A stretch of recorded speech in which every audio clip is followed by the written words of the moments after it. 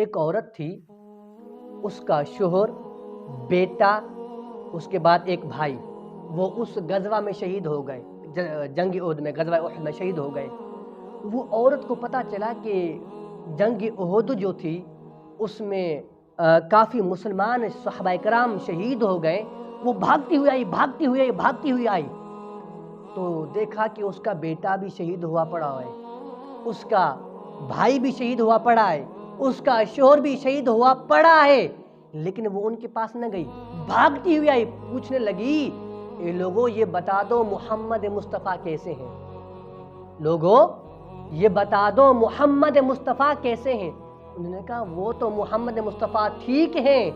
لیکن آپ کیوں پوچھ رہی ہو، حالانکہ آپ کے اپنے شہید ہو گئے، آپ کے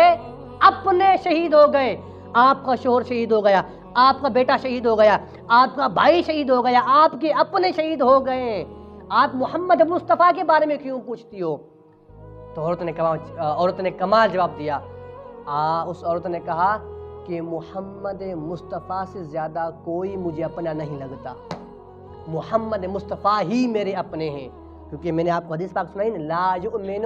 احدکم حتی اکون احب الیہ من والدہ و والدہ والناس اجمعین، یعنی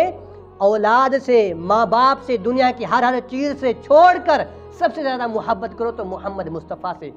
وہ عورت جب اس کو پتا چلا کہ محمد مصطفیٰ ٹھیک ہیں، اس نے کہا الحمدللہ، یا اللہ تیرا لاکھ لاکھ شکر ہے کہ محمد مصطفیٰ ٹھیک ہیں، میرا شوہر، میرا بھائی، میرا بیٹا جاتا ہے تو جانے دو،